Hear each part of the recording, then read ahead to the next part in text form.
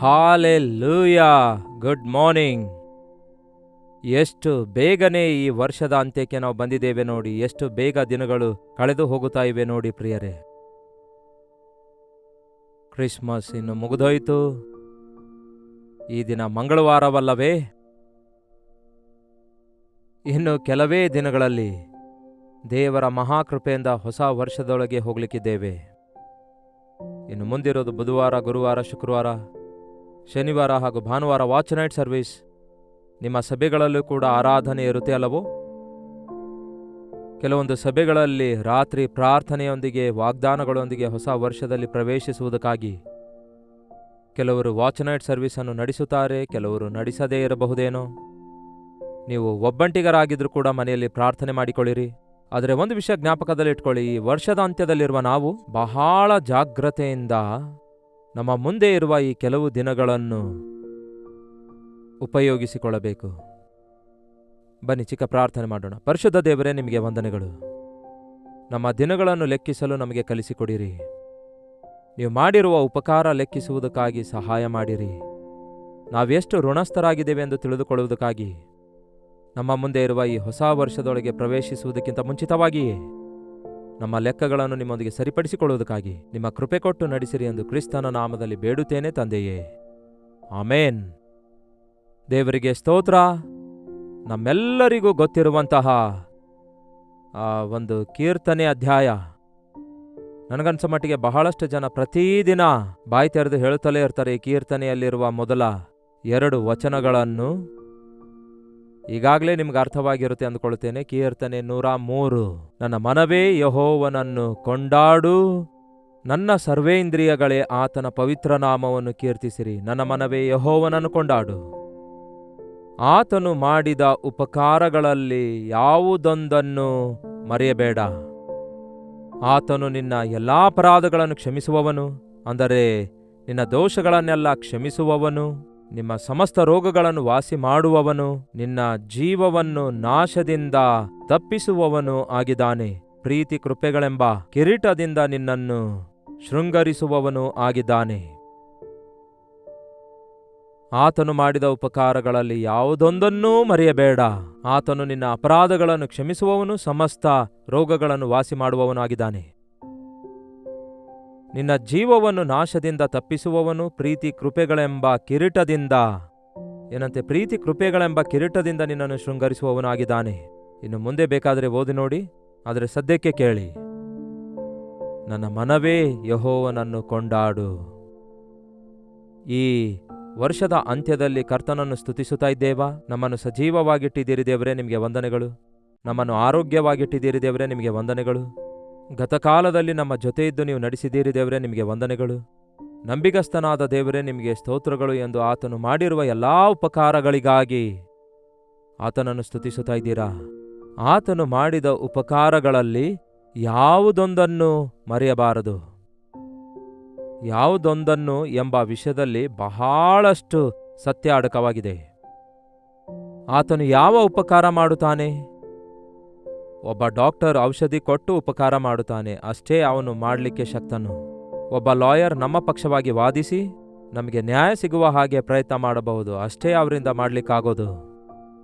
ಒಬ್ಬ ಐಶ್ವರ್ಯವಂತನು ನಿಮಗೆ ಸ್ವಲ್ಪ ದುಡ್ಡು ಕೊಟ್ಟು ನಿಮಗಿರುವ ಆರ್ಥಿಕ ಸಮಸ್ಯೆ ತೀರಿಸಬಹುದೇನೋ, ಆದರೆ ಕರ್ತನು ಏನ್ ಮಾಡುತ್ತಾರೆ?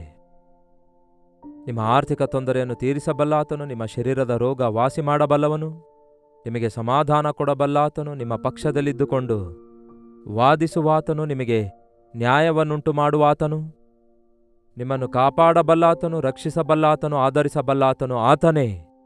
ಹೀಗೆ ಒಂದಂತೀರಾ? ದೇವರು ಈ ದಿನ ನಮಗೆ ಎಷ್ಟೆಲ್ಲ ಉಪಕಾರ ಮಾಡಿದ್ದಾರೆ ಎಂಬುದನ್ನು ಸ್ವಲ್ಪ ಹೊತ್ತು ನೀವು ಕೂತ್ಕೊಂಡು ಆಲೋಚಿಸೋದಾದರೆ, ನೀವು ಹುಟ್ಟಿದಂದಿನಿಂದ ಇಂದಿನವರೆಗೂ ಸಜೀವವುಳ್ಳವರಾಗಿರೋದಾದರೆ, ಆರೋಗ್ಯಕರವಾಗಿರೋದಾದರೆ, ಮತ್ತಷ್ಟು ಮುಖ್ಯವಾಗಿ ಕರ್ತನನ್ನು ಅರಿತವರಾಗಿರೋದಾದರೆ, ದೇವರಲ್ಲಿ ಭಯಭಕ್ತಿಯುಳ್ಳವರಾಗಿ ಮುಂದೆ ಸಾಗುತ್ತಿರೋದಾದರೆ, ಅದು ಕೇವಲ ಆತನ ಕೃಪೆಯಾಗಿದೆ. ಬೇರೆಯವರಿಗಿಂತ ನಾವು ಒಳ್ಳೆಯವರಾಗಿದ್ದೇವೆ ಎಂದ ಅರ್ಥ ಅಲ್ಲ, ಬೇರೆಯವರಿಗಿಂತಲೂ ನಾವು ದೊಡ್ಡವರಾಗಿದ್ದೇವೆ ಎಂದ ಅರ್ಥ ಅಲ್ಲ. ನಮಗೇನೂ ಇಲ್ಲದಿರುವಾಗಲೂ ದೇವರು ನಮ್ಮನ್ನು ಪ್ರೀತಿಸಿದ್ದಾರೆ ಎಂದು ನೆನೆಸಿಕೊಳ್ಳುವುದಾದರೆ ನಮಗೆ ಆಶ್ಚರ್ಯ ಉಂಟಾಗುತ್ತದೆ. ದೇವರು ಮಾಡಿರುವ ಎಲ್ಲಾ ಉಪಕಾರಗಳನ್ನು ನೆನೆಸಿಕೊಳ್ಳಿರಿ. ಎಷ್ಟು ವಿವರವಾಗಿ ಹೇಳ್ತಾನೆ ನೋಡಿ, ನಿಮ್ಮ ಅಪರಾಧಗಳನ್ನು ಕ್ಷಮಿಸುವವನೂ ಆಗಿದ್ದಾನೆ. ಏನಂದ್ರಿ? ನಾನು ಯಾವ ಪಾಪ ಮಾಡಲಿಲ್ಲ, ಯಾವ ದೋಷ ಮಾಡಲಿಲ್ಲ, ನಾನು ಯಾವ ತಪ್ಪು ಮಾಡಲಿಲ್ಲವೆಂದು ಕೆಲವರು ಸಮರ್ಥಿಸಿಕೊಳ್ತಾರೆ. ನಾನು ತಪ್ಪು ಮಾಡಿದ್ರೆ ಯಾವತ್ತೋ ನಾಶವಾಗ್ತಿದ್ದೇನಲ್ಲವೇ, ಪಾಪ ಮಾಡಿದ್ರೆ ಯಾವತ್ತೋ ಹಾಳಾಗ್ತಿದ್ದೇನಲ್ಲವೇ? ಹೌದು ಹೌದು, ಕರೆಕ್ಟೇ. ನಮ್ಮ ಪಾಪಗಳಿಗೆ ಮೇಲಿಂದ ಮೇಲೆ ದೇವರು ತಕ್ಕ ಶಿಕ್ಷೆ ಏನಾದರೂ ಕೊಟ್ಟಿದ್ದೇ ಆದರೆ ನಾವು ಯಾವತ್ತೋ ಗತಿಸಿ ಹೋಗ್ತಿದ್ದೆವು ಪ್ರಿಯರೇ. ಆದರೆ ಆತನು ತಾಳಿಕೊಳ್ತಿದ್ದಾನೆ, ಕ್ಷಮಿಸುತ್ತಿದ್ದಾನೆ. ದಾವೀದನು ಹೇಳ್ತಾನೆ, ನನ್ನ ಪಾಪಗಳಲ್ಲಿ ಅರ್ಧದಷ್ಟು ದೇವರು ಮರ್ತೇ ಹೋಗಿದ್ದಾರೆಂದು. ಹೋಗ್ಲಿ ಬಿಡು ಎಂದು ಬಿಟ್ಟುಬಿಟ್ಟಿದ್ದಾರೆ ಅನ್ನುತ್ತಾನೆ. ಈ ದಿನ ದೇವರು ನಮ್ಮನ್ನು ಎಷ್ಟು ರೀತಿಯಾಗಿ, ಎಷ್ಟು ವಿಧಾನಗಳಲ್ಲಿ ಕ್ಷಮಿಸಿದ್ದಾರೆ ಎನ್ನುವುದನ್ನು ನಾವು ಜ್ಞಾಪಕ ಮಾಡಿಕೊಳ್ಳಬೇಕು. ನೀವು ದೇವರಿಗೆ ತಿರುಗಿ ಬಿದ್ದರೂ ಕೂಡ, ಆತನ ವಾಕ್ಯಕ್ಕೆ ವಿಧೇಯರಾಗದಿದ್ರೂ ಕೂಡ, ನೀವು ಆತನಿಗೆ ದುಃಖಪಡಿಸಿದ್ರೂ ಕೂಡ, ಅನೇಕ ವಿಷಯಗಳಲ್ಲಿ ನೀವು ಇತರರಿಗೆ ವಿರುದ್ಧವಾಗಿ ವರ್ತಿಸಿದ್ರು ಕೂಡ, ನೋಡಿ ಪ್ರಿಯರೇ, ಇತರರಿಗೆ ದ್ರೋಹ ಮಾಡಿದರು, ಅನ್ಯಾಯ ಮಾಡಿದರು, ಮೋಸ ಮಾಡಿದರು, ನೀವು ಮಾಡಿದ ಪ್ರತಿ ತಪ್ಪಿಗೆ ನಿಮಗೆ ಶಿಕ್ಷೆ ಬಂದಿರೋದಾದರೆ ಏನಾಗ್ತದೆ ನೋಡಿ ಪ್ರಿಯರೇ ನಮ್ಮ ಬದುಕು. ಆತನು ಕ್ಷಮಿಸುತ್ತಿದ್ದಾನೆ, ಸಹಿಸಿಕೊಳ್ತಿದ್ದಾನೆ, ತಾಳಿಕೊಳ್ತಿದ್ದಾನೆ. ನಿಮ್ಮ ತಪ್ಪಿನ ಕುರಿತಾಗಿ ನಿಮ್ಮನ್ನು ಖಂಡಿಸಿ ಬಿಟ್ಟು ಬಿಡಲಾರದೆ, ಖಂಡಿಸಿ ಅಪ್ಪಿಕೊಂಡು ಆದರಿಸುತ್ತಿದ್ದಾರಲ್ಲವೇ? ನಮ್ಮ ತಪ್ಪುಗಳನ್ನು ನಾವು ತಿಳಿದುಕೊಳ್ಳುತ್ತಾ ಇರುವುದಾದರೆ ಅದು ಕೇವಲ ದೇವರ ಕೃಪೆಯಾಗಿದೆ. ನೋಡಿ ಪ್ರಿಯರೇ, ಲೋಕದಲ್ಲಿ ಸುವಾರ್ತೆ ಕೇಳದೇ ಇರುವಂಥವರು ಎಷ್ಟೇ ತಪ್ಪು ಮಾಡಿದ್ರು, ಎಷ್ಟೇ ನೀಚರಾಗಿ ವರ್ತಿಸಿದ್ರು, ಇಷ್ಟ ಬಂದಂತೆ ಬದುಕುವ ಅವರು ಏನಂದ್ಕೊಳ್ತಾರೆ ಗೊತ್ತಾ? ನಾವು ಬಹಳ ಜ್ಞಾನವುಳ್ಳವರಾಗಿದ್ದೇವೆ, ಬುದ್ಧಿವಂತಿಕೆಯಿಂದ ಬದುಕುವುದು ಹೇಗೆ ಎಂದು ತಿಳಿದುಕೊಂಡಂಥವರಾಗಿದ್ದೇವೆ ಅಂದುಕೊಳ್ತಾರೆ. ನಾವು ಇತರರಿಗಿಂತಲೂ ಬಹಳ ಚೆನ್ನಾಗಿದ್ದೇವೆ. ಏನಂದ್ರೆ ಇದು ಕೂಡ ತಪ್ಪಾಗಿದೆಯೋ, ಇದು ಕೂಡ ಪಾಪ ಆಗಿದೆಯೋ, ಇದರಲ್ಲೇನು ತಪ್ಪಿದೆ ಎಂದು ಹೇಳಿ ಎಷ್ಟು ವಿಧದಲ್ಲಿ ತಪ್ಪು ಮಾಡ್ತಾರೆ ನೋಡಿ. ಈ ದಿನ ನೀವು ಮನಸಾಕ್ಷಿ ಉಳ್ಳವರಾಗಿ ನಿಮ್ಮ ತಪ್ಪನ್ನು ನೀವು ಗ್ರಹಿಸಿಕೊಳ್ಳುತ್ತಾ ಇರುವುದಾದರೆ ಅದು ದೇವರ ಪ್ರೀತಿ ಕೃಪೆಯಾಗಿದೆ. ಅದೇ ನಮ್ಮನ್ನು ಕಾಪಾಡುತ್ತಿದೆ. ನಾವು ತಗ್ಗಲ್ಲಿ ಬಿದ್ದು ಸಮಾಧಿ ಆಗದಂತೆ ಕರ್ತನು ಕಾಪಾಡುತ್ತಿದ್ದಾರೆ. ದೇವರು ಎಷ್ಟು ಸಾರಿ ಕ್ಷಮಿಸಿದ್ದಾರೆ ಎಂಬ ಒಂದು ಲೆಕ್ಕ ಇದೆಯಾ? ಆತನ ಪ್ರೀತಿಯನ್ನು ನಾವು ಮರೆಯಬಾರದು. ಎಷ್ಟು ಸಾರಿ ನಾವು ಹೇಳಿಲ್ಲ, ದೇವರೇ ನನ್ನನ್ನು ಕ್ಷಮಿಸಿರಿ, ಈ ನನ್ನ ಪಾಪದ ನಿಮಿತ್ತ ಈ ಕೇಡು ನನ್ನ ಮೇಲೆ, ನನ್ನ ಮಕ್ಕಳ ಮೇಲೆ ಬರಗೊಡಿಸಬೇಡಿರಿ, ನಾನು ದೋಷಿಯಾಗಿದ್ದೇನೆ, ದೇವರೇ ನಿಮ್ಮನ್ನು ದುಃಖಪಡಿಸಿದ್ದೇನೆ ಎಂದು ಹೀಗೆ ಮಾಡಿದ ಪ್ರಾರ್ಥನೆ ಜ್ಞಾಪಕ ಮಾಡಿಕೊಳ್ಳಿರಿ. ಎಷ್ಟು ಸಾರಿ ಹೀಗೆ ನೀವು ಪ್ರಾರ್ಥನೆ ಮಾಡಿದ್ದೀರೋ ಅಷ್ಟು ಸಾರಿ ಆ ದೇವರು ನಿಮ್ಮನ್ನು ಕ್ಷಮಿಸಿದ್ದಾರೆ. ಕೆಲವೊಂದು ಸಾರಿ ನೀವು ಬೇಡಿಕೊಳ್ಳುವ ಮುಂಚೆಯೇ ಪ್ರೀತಿಯುಳ್ಳ ದೇವರು ನಿಮ್ಮನ್ನು ಸಹಿಸಿ ಕ್ಷಮಿಸಿದ್ದಾರೆ. ಈ ಲೋಕದಲ್ಲಿ ಬೇರೆ ಯಾರೇ ಆಗಲಿ ಪ್ರಿಯರೇ, ನಮ್ಮ ದೋಷಗಳನ್ನಾಗಲಿ ನಮ್ಮ ಪಾಪಗಳನ್ನಾಗಲಿ ಕ್ಷಮಿಸುವಂಥವರಿಲ್ಲ. ಮನುಷ್ಯರು ನಾವು ಮಾಡಿರುವ ಅಪಕಾರಗಳನ್ನು ಮನಸ್ಸಿನಲ್ಲಿಟ್ಟುಕೊಂಡು ವರ್ಷಗಳವರೆಗೂ ಕಾಡಿಸುತ್ತಾರೆ. ಆದರೆ ಕರ್ತನು ಒಂದು ಸಾರಿ ಕ್ಷಮಿಸುವುದಾದರೆ ಮತ್ತೆ ಎಂದಿಗೂ ಅವುಗಳನ್ನು ಜ್ಞಾಪಕಕ್ಕೆ ತಂದುಕೊಳ್ಳೋದಿಲ್ಲ. ಆಲೋಚಿಸಿ ಪ್ರಿಯರೇ, ಈ ವರ್ಷದಲ್ಲೆಲ್ಲ, ನಿಮ್ಮ ಬದುಕಿನಲ್ಲೆಲ್ಲ ದೇವರು ಎಷ್ಟು ವಿಷಯಗಳಲ್ಲಿ ನಿಮ್ಮನ್ನು ಕ್ಷಮಿಸಿ ಈ ದಿನ ನಿಮಗೆ ತಿರುಗಿ ತನ್ನ ಎದೆಗೆ ಅಪ್ಪಿಕೊಂಡಿದ್ದಾರೆ ಎಂದು ನೆನೆಸಿಕೊಳ್ಳಿರಿ. ಆತನು ನಿನ್ನ ಎಲ್ಲಾ ಅಪರಾಧಗಳನ್ನು ಕ್ಷಮಿಸುವವನು, ನಿಮ್ಮ ಎಲ್ಲಾ ಸಂಕಟ ಸಮಸ್ಯೆಗಳನ್ನು ವಾಸಿ ಮಾಡುವಾತನು ಆಗಿದ್ದಾನೆ.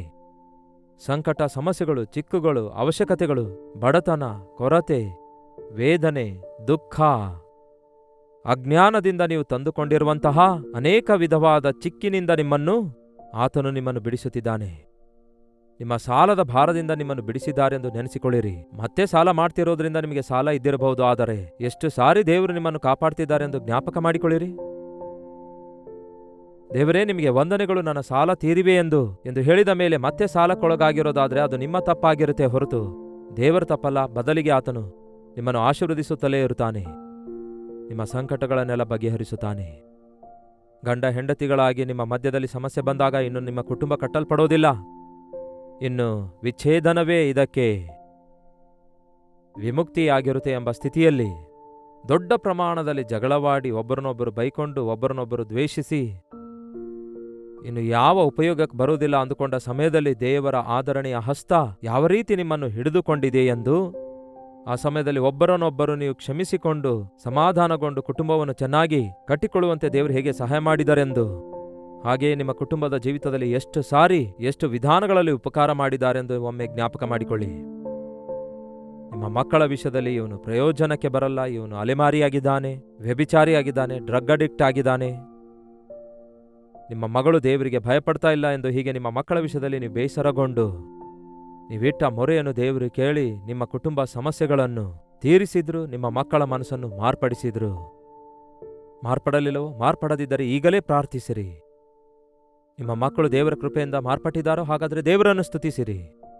ನಿಮ್ಮ ಜೀವಿತದಲ್ಲಿ ಸಮಸ್ಯೆ ತೀರಿ ಹೋಗಿವೆಯೋ? ಹಾಗಾದರೆ ಕರ್ತನನ್ನು ಸ್ತುತಿಸಿರಿ. ಇನ್ನೂ ಸಮಸ್ಯೆ ತೀರಲಿಲ್ಲವೋ? ಹಾಗಾದರೆ ಆತನ ಸನ್ನಿಧಿಯಲ್ಲಿ ಮೊರೆಯಿಡಿರಿ. ನಿಮ್ಮ ಸಂಕಟಗಳೆಲ್ಲ ಬಗೆಹರಿಸುವ ಆತನಾಗಿದ್ದಾನೆ. ನಿನ್ನ ಜೀವವನ್ನು ನಾಶದಿಂದ ತಪ್ಪಿಸುವವನೂ ಆಗಿದ್ದಾನೆ. ಇನ್ನು ನಾನು ಬದುಕಲಿಕ್ಕಾಗಲ್ಲ ಎಂಬ ಪರಿಸ್ಥಿತಿಗಳು ನಿಮ್ಮ ಜೀವಿತದಲ್ಲಿ ಇದ್ದೇ ಇರುತ್ತವೆ ಪ್ರಿಯರೇ. ಒಮ್ಮೆ ಕೂತ್ಕೊಂಡು ಆಲೋಚಿಸಿರಿ. ಮುಖ್ಯವಾಗಿ ಗತಕಾಲದಲ್ಲಿ ಕೋವಿಡ್-19 ಕೊರೋನಾ ವೈರಸ್ ಬಂದಾಗ ಅಬಾವ್ 50, ಅಬಾವ್ 60 ವಯಸ್ಸುಳ್ಳಂಥವರಿಗೆ ಯಾವ ಹೋಪ್ ಇಲ್ಲ ಎಂಬ ಪರಿಸ್ಥಿತಿ ಇತ್ತು. ಅದನ್ನು ಕಣ್ಣಾರೆ ನೋಡಿದ್ದೇವೆ. ಚಿಕ್ಕ ಮಕ್ಕಳು ಸಾಯುವುದನ್ನು ನೋಡಿದ್ದೇವೆ. ಗಂಡ ಹೆಂಡತಿಯರಿಬ್ಬರು ಸಾಯುವುದನ್ನು ನೋಡಿದ್ದೇವೆ. ಮಕ್ಕಳು ದಿಕ್ಕಿಲ್ಲದವರಾಗುವುದನ್ನು ನೋಡಿದ್ದೇವೆ. ಅಬ್ಬಾ, ಎಂಥ ಭಯಂಕರವಾದ ಕಾರ್ಯಗಳ ಕುರಿತಾಗಿ ನಾವು ಕೇಳಿದೇವೋ, ನಾವು ನೋಡಿದೇವೋ. ಒಮ್ಮೆ ಯೋಚಿಸಿ. ಲಾಕ್ಡೌನ್ ಟೈಮಲ್ಲಿ ಎಷ್ಟು ಉದ್ಯೋಗಗಳು ಕಳೆದು ಹೋದವು. ಕೆಲಸವಿಲ್ಲದೆ, ಆದಾಯವಿಲ್ಲದೆ, ಯಾವ ವ್ಯಾಪಾರವಿಲ್ಲದೆ, ಸಾಲ ತೀರಿಸಲಿಕ್ಕಾಗದೆ ಎಷ್ಟೋ ವಿಧಾನದಲ್ಲಿ ಎಷ್ಟು ಜನ ತೊಂದರೆಗೊಳಗಾಗಿದ್ದಾರೆಂದು ಒಮ್ಮೆ ಜ್ಞಾಪಕ ಮಾಡಿಕೊಳ್ಳಿ. ಅಂತಹ ಪರಿಸ್ಥಿತಿಯಲ್ಲಿ ದೇವರು ನಿಮ್ಮನ್ನು ಮರಣಕರವಾದ ಹಾಸಿಗೆಯಿಂದ ಮೇಲೆ ಕೆತ್ತಿದ್ದಾರೆ. ಹಾಸ್ಪಿಟಲ್ ಪಾಲಾಗಿರುವ ನಿಮ್ಮನ್ನು ಆರೋಗ್ಯವಂತರನ್ನಾಗಿ ಮಾಡಿ ದೇವರು ಮನೆಗೆ ತಂದಿದ್ದಾರೆ. ಅಷ್ಟಕ್ಕೂ ನೀವು ಹಾಸ್ಪಿಟಲೈಸ್ ಆಗೋದಕ್ಕಿಂತ ಮುಂಚೆಯೇ ದೇವರು ನಿಮ್ಮನ್ನು ಗುಣಪಡಿಸಿದ್ದಾರೆ ಎಂಬುದನ್ನು ಜ್ಞಾಪಕ ಮಾಡಿಕೊಳ್ಳಿರಿ. ಏನೋ ಸ್ವಲ್ಪ ಜ್ವರ ಸುಸ್ತು ಬಂದಿತ್ತೇ ಹೊರತು ನಾನು ಕೋವಿಡ್ ಸೋಂಕಿಗೆ ಒಳಗಾಗಿಲ್ಲ ಎಂಬುದಾಗಿ ಕೆಲವರು ಹೇಳ್ತಾರೆ. ಬಹಳ ಹೆಮ್ಮೆಯಿಂದ ಹೇಳ್ಕೊಳ್ತಾರೆ. ಅದು ದೇವರ ಕೃಪೆಯಾಗಿದೆ ಎಂಬ ಸಂಗತಿಯನ್ನು ಮರೆಯಬಾರದು. ನಿನ್ನನ್ನು ಸ್ವಸ್ಥಪಡಿಸುವ ಯೆಹೋವನು ನಾನೇ ಎಂದು ಹೇಳಿದ ದೇವರು ನಮ್ಮ ಸಂಗಡ ಇರೋದ್ರಿಂದ ಅದು ಸಾಧ್ಯವಾಯಿತೆಂಬ ಸಂಗತಿ ಗ್ರಹಿಸಿಕೊಳ್ಳಬೇಕು. ಈ ವರ್ಷದ ಅಂತ್ಯದಲ್ಲಿ ನಿಮ್ಮ ಜೀವಿತದಲ್ಲಿ ನಡೆದಿರುವ ಎಲ್ಲಾ ಕಾರ್ಯಗಳನ್ನು ಒಂದೊಂದಾಗಿ ಜ್ಞಾಪಕ ಮಾಡಿಕೊಳ್ಳಿರಿ. ಎಷ್ಟೋ ಉಪಕಾರ ದೇವರು ಮಾಡಿದ್ದಾರೆ, ಎಷ್ಟೋ ಸಾರಿ ಕ್ಷಮಿಸಿದ್ದಾರೆ, ಎಷ್ಟೋ ಸಾರಿ ಸಹಿಸಿಕೊಂಡಿದ್ದಾರೆ, ಎಷ್ಟೋ ಸಾರಿ ಎಷ್ಟೋ ಸಂಕಟಗಳಿಂದ, ಎಷ್ಟೋ ಚಿಕ್ಕುಗಳಿಂದ, ಎಷ್ಟೋ ಸಮಸ್ಯೆಗಳನ್ನು ಪರಿಷ್ಕರಿಸಿಕೊಳ್ಳುವುದಕ್ಕಾಗಿ ದೇವರು ಕೃಪೆ ಕೊಟ್ಟು ನಿಮ್ಮ ಜೀವಿತವನ್ನು ಆಶೀರ್ವದಿಸಿದ್ದಾರೆಂದು ಒಮ್ಮೆ ಜ್ಞಾಪಕ ಮಾಡಿಕೊಳ್ಳಿ. ನಿಮ್ಮ ಜೀವಿತದಲ್ಲಿ ಎಷ್ಟೋ ಸರ್ಜರಿಗಳು ಕೂಡ ನಿಮಗೆ ಆಗಿರಬಹುದು. ಆಪರೇಷನ್ ಆಗಿರೋದಾದ್ರೆ, ಆ ಹಾಸ್ಪಿಟಲ್ ಒಳಗಡೆ ನೀವು ಹೋಗಿರೋದಾದ್ರೆ ಆಪರೇಷನ್ ಮಾಡಿಸಿಕೊಂಡು ಬರ್ತೀರೆಂಬ ಗ್ಯಾರಂಟಿಯೇ ಇಲ್ವಲ್ಲ. ಆದಾಗ್ಯೂ ದೇವರು ನಿಮ್ಮ ವ್ಯಾಧಿಗಳನ್ನು ಸ್ವಸ್ಥಪಡಿಸಿದ್ದಾರೆ. ಸಮಾಧಿಯೊಳಗಿಂದ ನಿಮ್ಮನ್ನು ಮೇಲೆ ಕೆತ್ತಿದ್ದಾರೆ. ಗತಕಾಲದಲ್ಲಿ ಬಹಳಷ್ಟು ಜನ ಹೇಳಿದರು, ಪ್ರಿಯರೇ, ಕೋವಿಡ್ನಿಂದ ನಾನು ಹಾಸ್ಪಿಟಲೈಸ್ ಆಗಿದ್ದೇನೆ, ಇನ್ನು ನಾನು ಬದುಕಲ್ಲ ಎಂದು ಡಾಕ್ಟರ್ ಹೇಳಿದ್ದಾರೆ. ಆದರೆ ಈ ದಿನ ದೇವರು ಪೂರ್ಣ ಆರೋಗ್ಯ ಕೊಟ್ಟಿದ್ದಾರೆ. ಮರಣ ಹಾಸಿಗೆಗೆ ಹೋಗಿದ್ದೆ, ಕೋಮಾಕ್ಕೆ ಹೋಗಿದ್ದೆ, ಆದರೆ ಮತ್ತೆ ರೆಸ್ಟೋರ್ ಆಗಿದ್ದೇನೆ. ನನ್ನ ಬ್ರೈನ್ ಡ್ಯಾಮೇಜ್ ಆಗಿತ್ತು, ನನ್ನ ರಕ್ತ ನನ್ನ ತಲೆಯ ಮೆದುಳಿನಲ್ಲಿ ಹೆಪ್ಪುಗಟ್ಟಿತ್ತು. ಆದರೆ ಅಂತಹ ಪರಿಸ್ಥಿತಿಯಲ್ಲಿಯೂ ಕೂಡ ದೇವರು ಈ ದಿನ ನನ್ನನ್ನು ಸಜೀವರ ಸಂಖ್ಯೆಯಲ್ಲಿಟ್ಟಿದ್ದಾರೆ. ಒಮ್ಮೆ ಜ್ಞಾಪಕ ಮಾಡಿಕೊಳ್ಳಿ. ಬಹುಶಃ ಅಂತಹ ವಿಪರೀತ ರೋಗ ನಿಮಗೆ ಬರದೇ ಇರಬಹುದು, ಆದರೆ ಆಕ್ಸಿಡೆಂಟ್ಗಳಿಂದ ದೇವರು ನಿಮ್ಮನ್ನು ಕಾಪಾಡಿದಾರಲ್ಲವೇ? ಅನಾರೋಗ್ಯದಿಂದ ಕಾಪಾಡಿದಾರಲ್ಲವೇ? ಕಳ್ಳರ ದರೋಡೆಯಿಂದ ನಿಮ್ಮನ್ನು ಕಾಪಾಡಿದಾರಲ್ಲವೇ? ಮೋಸಗಾರರ ಕೈಗೆ ಸಿಕ್ಕಿ ಬೀಳದಂತೆ ತಪ್ಪಿಸಿದಾರಲ್ಲವೇ? ಇನ್ನು ಏನೇನು ಹೇಳಬೇಕು, ನೀವೇ ಒಮ್ಮೆ ಹೇಳಿ. ನಿಮ್ಮ ಜೀವಿತದಲ್ಲಿ ಪ್ರತಿಯೊಬ್ಬರು ದೇವರು ಎಂತೆಂಥ ಉಪಕಾರ ಮಾಡಿದಾರೆಂದು ದೇವರ ಮುಂದೆ ಕೂತ್ಕೊಂಡು ಒಮ್ಮೆ ಹೇಳಿಕೊಳ್ಳಿರಿ. ದೇವರೇ, ನಿಮಗೆ ವಂದನೆಗಳು, ನಿಮ್ಮ ಉಪಕಾರಕ್ಕಾಗಿ ವಂದನೆಗಳು. ನಿಮ್ಮನ್ನು ಸ್ತುತಿಸುತ್ತೇನೆ ದೇವರೇ, ನಿಮ್ಮನ್ನು ಘನಪಡಿಸುತ್ತೇನೆ. ನಿಮಗೆ ಏನು ಕೊಡಲು ಸಾಧ್ಯ ದೇವರೇ? ಕುಗ್ಗಿದ್ದ ಹೃದಯದೊಂದಿಗೆ ನಿಮ್ಮನ್ನು ಆರಾಧಿಸುತ್ತಿದ್ದೇನೆಂದು ದೇವರಿಗೆ ಹೇಳಿಕೊಳ್ಳಿರಿ. ಇನ್ನೂ ನಿಮ್ಮ ಜೀವಿತದಲ್ಲಿ ಪರಿಹಾರವಾಗದ ಸಮಸ್ಯೆ ಇರೋದಾದರೆ, ಇನ್ನೂ ನಿಮ್ಮ ಜೀವಿತದಲ್ಲಿ ಬಿಡುಗಡೆ ಹೊಂದಲಾರದ ವಿಷಯಗಳಿರೋದಾದರೆ, ಕ್ಷಮಿಸಲ್ಪಡಲಾರದ ಪಾಪ ಇರೋದಾದರೆ, ಈಗ ಹೊಸ ವರ್ಷ ಬರುವುದಕ್ಕಿಂತ ಕೆಲವೇ ದಿನಗಳ ಮುಂಚೆ ಆತನ ಪಾದಗಳಿಗೆ ಅಡ್ಡ ಬೀಳೋಣ. ಕೆಲಸ ಕಾರ್ಯಗಳೆಲ್ಲ ಪಕ್ಕಕ್ಕೆ ತಳ್ಳಿ ಹಾಕಿರಿ. ಹಬ್ಬದ ಸಂತೋಷ ಪಕ್ಕಕ್ಕೆ ತಳ್ಳಿ ಹಾಕಿರಿ. ಅನವಶ್ಯಕವಾದ ಕಾರ್ಯಗಳಲ್ಲಿ ನಿಮ್ಮ ಮನಸ್ಸನ್ನು ಇಡಬೇಡಿರಿ. ದೇವರ ಸನ್ನಿಧಿಯಲ್ಲಿ ಕೂತ್ಕೊಳ್ಳಿರಿ. ಕನಿಷ್ಠ ಒಂದು ದಿನವಿಡೀ ಕರ್ತನ ಸನ್ನಿಧಿಯಲ್ಲಿ ಕೂತ್ಕೊಳ್ಳಿರಿ. ಪೂರ್ತಿಯಾಗಿ ತಲೆಯಿಂದ ಪಾದಗಳವರೆಗೂ ನೀವು ಪರಿಶುದ್ಧಗೊಳಿಸಲ್ಪಡುತ್ತೀರಿ. ಇನ್ನು ಪರಿಹಾರವಾಗದ ಎಲ್ಲ ಸಮಸ್ಯೆಗಳನ್ನು ದೇವರು ಪರಿಹಾರ ಮಾಡಿ, ಇನ್ನು ಕ್ಷಮಿಸಲ್ಪಡಲಾರದ ಪಾಪಗಳಿಗೋಸ್ಕರ ನೀವು ಪಶ್ಚಾತ್ತಾಪ ಪಡುವಾಗ ಆತನು ಪರಿಶುದ್ಧಾತ್ಮನನ್ನು ಅನುಗ್ರಹಿಸಿ ನಿಮ್ಮನ್ನು ಕ್ಷಮಿಸುತ್ತಾರೆ, ನಿಮ್ಮನ್ನು ಶುದ್ಧೀಕರಿಸುತ್ತಾರೆ. ಕರ್ತನ ಚಿತ್ತವಿರುವುದಾದರೆ ಮುಂಬರುವ ಹೊಸ ವರ್ಷದಲ್ಲಿ ಕರ್ತನು ನಮಗೋಸ್ಕರ ಹೊಸ ಪ್ರಣಾಳಿಕೆ ಇಟ್ಟಿದ್ದಾರೆ ಎಂಬುದನ್ನು ನೆನಪಿನಲ್ಲಿಟ್ಕೊಳ್ಬೇಕು. ಹಳೆಯ ಬದುಕಿನೊಂದಿಗೆ ಹೊಸ ವರ್ಷದಲ್ಲಿ ಸೇರಬಾರದು. ಹಳೆ ಬಲಹೀನತೆಯೊಂದಿಗೆ ಹೊಸ ವರ್ಷದಲ್ಲಿ ಪ್ರವೇಶಿಸಬಾರದು. ಪ್ರಿಯರೇ, ಈ 4-5 ದಿನಗಳಲ್ಲಿ ದೇವರಿಗೆ ಹೇಳೋಣ, ದೇವರೇ, ನನ್ನನ್ನು ಶುದ್ಧೀಕರಿಸಿರಿ, ನನ್ನನ್ನು ಸರಿಪಡಿಸಿರಿ. ದೇವರೇ, ನನ್ನನ್ನು ಕ್ಷಮಿಸಿರಿ, ನನ್ನ ಸಂಕಟಗಳೆಲ್ಲ ತೀರಿಸಿರಿ. ಮುಂದೆ ಬರುವ ಹೊಸ ವರ್ಷ ಒಂದು ಫಲಭರಿತವಾದ ಆಶೀರ್ವಾದಕರವಾದ ವರ್ಷವಾಗಿರಬೇಕು. ಆತ್ಮಿಕವಾಗಿ ನಾವು ಅಭಿವೃದ್ಧಿಯಾಗುವ ವರ್ಷವಾಗಿರಬೇಕು. ನಿಮ್ಮೊಂದಿಗೆ ದೇವರೇ ಮತ್ತೊಂದು ಹೊಸ ವರ್ಷದಲ್ಲಿ ಪ್ರವೇಶಿಸುವ ಹಾಗೆ ನಮ್ಮನ್ನು ಸಿದ್ಧಪಡಿಸಿರಿ ಎಂದು ಹೇಳಬೇಕು. ಒಂದು ವಿಷಯ ಹೇಳ್ತೇನೆ ಕೇಳಿ. 31ನೇ ತಾರೀಕು ರಾತ್ರಿ ಹೀಗೆ ಹೇಳೋದು ಬೇಡ. ಇವಾಗಲಿಂದಲೇ ನಾವು ಹಾಗೆ ಮಾಡೋಣ. 26, 27, 28, 29, 30, 31ನೇ ತಾರೀಕಿಗೆ ರಾತ್ರಿ ಆರಾಧನೆಯವರೆಗೂ ದೇವರ ಸನ್ನಿಧಿಯಲ್ಲಿ ಮೊರೆ ಇಡೋಣ. ದೇವರ ಆಶೀರ್ವಾದ ಹೊಂದಿಕೊಳ್ಳೋಣ. ಬನ್ನಿ ಪ್ರಾರ್ಥಿಸೋಣ. ಪರಿಶುದ್ಧನೇ, ಪ್ರೀತಿಯುಳ್ಳ ತಂದೆಯೇ, 1, 2, 3, 4 ಹೀಗೆ ಎಷ್ಟೆಂದು ಹೇಳಲಿಕ್ಕಾಗುತ್ತೆ ದೇವರೇ ನೀವು ಮಾಡಿದ ಉಪಕಾರಗಳು. ಅವೆಲ್ಲವುಗಳನ್ನು ನೆನೆಸಿಕೊಂಡು ನಿಮ್ಮನ್ನು ಸ್ತುತಿಸುವುದಕ್ಕಾಗಿ ನಿಮಗೆ ಕೃತಜ್ಞತೆ ಸಲ್ಲಿಸಲು ನಮಗೆ ಸಹಾಯ ಮಾಡಿರಿ. ನಮ್ಮ ದೋಷ ಕ್ಷಮಿಸಿದ್ದೀರಿ ಎಂಬ ಸಂಗತಿ, ನಮ್ಮ ಸಂಕಟಗಳನ್ನು ನೀವು ಬಗೆಹರಿಸಿದ್ದೀರಿ ಎಂಬ ವಿಷಯ ನಾವು ಯಾವತ್ತೂ ನೆನಪಿನಲ್ಲಿಟ್ಕೊಳ್ಳುವಂತೆ ಸಹಾಯ ಮಾಡಿರಿ. ಮತ್ತೆ ದೋಷಿಗಳಾಗಿ ಸಂಕಟಕ್ಕೆ ಒಳಗಾಗದಂತೆ ನಿಮ್ಮ ಸಾಕ್ಷಿಗಳಾಗಿ ಜೀವಿಸುವಂತೆ ಸಹಾಯ ಮಾಡಿರಿ ದೇವರೇ. ಮರಣದ ಹಾಸಿಗೆಯಿಂದ ನಮ್ಮನ್ನು ತಪ್ಪಿಸಿದ್ದೀರೆಂದು ನಮಗೆ ಗೊತ್ತಾಗದಂತೆ ಮರಣದಿಂದ ನಮ್ಮನ್ನು ತಪ್ಪಿಸಿದ್ದೀರೆಂದು ಸಜೀವವಾಗಿಟ್ಟಿದ್ದೀರಿ ಎಂಬುದನ್ನು ಈ ವರ್ಷದ ಅಂತ್ಯದಲ್ಲಿ ನಾವು ನೆನೆಸಿಕೊಂಡು ನಿಮಗೆ ಸಾಷ್ಟಾಂಗ ನಮಸ್ಕಾರ ಮಾಡುವಂತೆ ಸಹಾಯ ಮಾಡಿರಿ. ಈ ಸಮಯದಲ್ಲಿ ಪ್ರತಿಯೊಬ್ಬರ ಹೃದಯದೊಂದಿಗೆ ನೀವು ಮಾತಾಡಿದ್ದಕ್ಕಾಗಿ ನಿಮಗೆ ವಂದನೆಗಳು. ಈ ವರ್ಷಾಂತ್ಯದಲ್ಲಿ ನಿಮ್ಮ ಪಾದದ ಬಳಿಯಲ್ಲಿ ಕೂತ್ಕೊಂಡು ಮಾಡಿರುವ ಎಲ್ಲಾ ಉಪಕಾರಗಳನ್ನು ನಾವು ನೆನೆಸಿಕೊಂಡವರಾಗಿ ನಿಮ್ಮೊಂದಿಗೆ ಒಂದು ಒಡಂಬಡಿಕೆ ಮಾಡಿಕೊಂಡು ಹೊಸ ವರ್ಷದಲ್ಲಿ ನಿಮ್ಮ ಚಿತ್ತದಂತೆ ಪ್ರವೇಶಿಸುವ ಹಾಗೆ ನಮ್ಮ ಪ್ರತಿಯೊಬ್ಬೊಬ್ಬರಿಗೂ ಸಹಾಯ ಮಾಡಿರೆಂದು ಕ್ರಿಸ್ತನ ನಾಮದಲ್ಲಿ ಬೇಡುತ್ತೇನೆ ತಂದೆಯೇ, ಆಮೇನ್. ತಂದೆಯಾದ ದೇವರ ಪ್ರೀತಿಯು, ಮಗನಾದ ಕ್ರಿಸ್ತನ ಕೃಪೆಯು, ಆದರಣೆ ಕರ್ತನಾದ ಪವಿತ್ರಾತ್ಮನ ಸಹವಾಸವು ಈ ಅನುದಿನದ ಧ್ಯಾನದಲ್ಲಿ ಐಕ್ಯವಾಗಿರುವ ನಮ್ಮೆಲ್ಲರ ಸಂಗಡ ಸದಾಕಾಲಕ್ಕೂ ನೆಲೆಯಾಗಿರಲಿ. ಆಮೇನ್. ದೇವರಿಗೆ ಸ್ತೋತ್ರ. ಒಂದು ದಿನ ಪ್ರತ್ಯೇಕವಾಗಿ ದೇವರ ಸನ್ನಿಧಿಯಲ್ಲಿ ಒಬ್ಬಂಟಿಗರಾಗಿ ಕೂತ್ಕೊಂಡು ಪ್ರಾರ್ಥನೆ ಮಾಡಿರಿ. ದೇವರೊಂದಿಗೆ ಸಮಾಧಾನಗೊಳ್ಳಿರಿ. ನಿಮ್ಮ ಪ್ರಾರ್ಥನಾ ಮನವಿಗಳನ್ನು 8939731313 ನಂಬರ್ಗೆ ಒಂದು ಟೆಕ್ಸ್ಟ್ ಇಲ್ಲವೇ ವಾಯ್ಸ್ ಮೆಸೇಜ್ ಮೂಲಕ ವಾಟ್ಸಪ್ ಮಾಡಿರಿ. ನಿಮಗೋಸ್ಕರ ನಾವು ಪ್ರಾರ್ಥಿಸ್ತಿದ್ದೇವೆ, ನೀವು ಕೂಡ ಪ್ರಾರ್ಥಿಸಿರಿ. ಅದ್ಭುತವಾದ ಬಿಡುಗಡೆ ಆಶೀರ್ವಾದಗಳೊಂದಿಗೆ ಹೊಸ ವರ್ಷದೊಳಗೆ ಸೇರೋಣ. ಹಾಗೆಯೇ ಇತರ ದೇಶದಿಂದ ನೀವು ವೀಕ್ಷಿಸುತ್ತಾ ಇರುವುದಾದರೆ ಅದೇ ನಂಬರ್ಗೆ ನಿಮ್ಮ ಪ್ರಾರ್ಥನಾ ಮನವಿಗಳನ್ನು ಕಳಿಸಿರಿ. ಹೀಗೆ ನೀವು ಪ್ರತಿ ಸಾರಿ ಲೈವ್ ಕಾರ್ಯಕ್ರಮ ವೀಕ್ಷಿಸಿದಾಗ ಲೈವ್ ಬಟನ್ ಒತ್ತುವುದನ್ನು ಮರೆಯಬೇಡಿ. ಹಾಗೆಯೇ ನಿಮ್ಮ ಹೆಸರು, ಊರು ಕಾಮೆಂಟ್ ಸೆಕ್ಷನ್ನಲ್ಲಿ ಬಂದು ಟೈಪ್ ಮಾಡುವುದನ್ನು ಮರೆಯಬೇಡಿ. ನಿಮಗೋಸ್ಕರ ಎಷ್ಟೋ ಪ್ರಯಾಸಪಟ್ಟು ಇಂತಹ ಬ್ಯುಸಿ ಡೇಸ್ನಲ್ಲೂ ಕೂಡ ಪ್ರತಿದಿನ ಅನುದಿನದ ಧ್ಯಾನ ನಿಮಗೆ ತಲುಪಿಸುವುದಕ್ಕಾಗಿ ಎಷ್ಟೋ ನಾವು ಪ್ರಯಾಸ ಪಡುತ್ತಾ ಇದ್ದೇವೆ. ದೇವರು ಕೊಟ್ಟ ಸತ್ಯ ಸಂದೇಶಗಳಿಂದ ನಿಮ್ಮನ್ನು ಬಲಪಡಿಸುತ್ತಿದ್ದೇವೆ. ಹಾಗಾಗಿ ಈ ಸಂದೇಶಗಳನ್ನು ಕೇಳಿರಿ, ನಂಬಿರಿ, ನಿಮ್ಮ ಹೃದಯಗಳನ್ನು ಸಿದ್ಧಪಡಿಸಿಕೊಳ್ಳಿರಿ, ಆತ್ಮಿಕವಾಗಿ ಆಶೀರ್ವಾದ ಹೊಂದಿರಿ. ಕರ್ತನ ಚಿತ್ತವಿರುವುದಾದರೆ ಮತ್ತೆ ನಾಳೆ ಇದೇ ಅನುದಿನದ ಧ್ಯಾನದ ಕಾರ್ಯಕ್ರಮದಲ್ಲಿ ಭೇಟಿಯಾಗೋಣ. ಅಲ್ಲಿವರೆಗೂ ದೇವರ ಮಹಾಕೃಪೆ ನಿಮ್ಮೊಂದಿಗಿರಲಿ.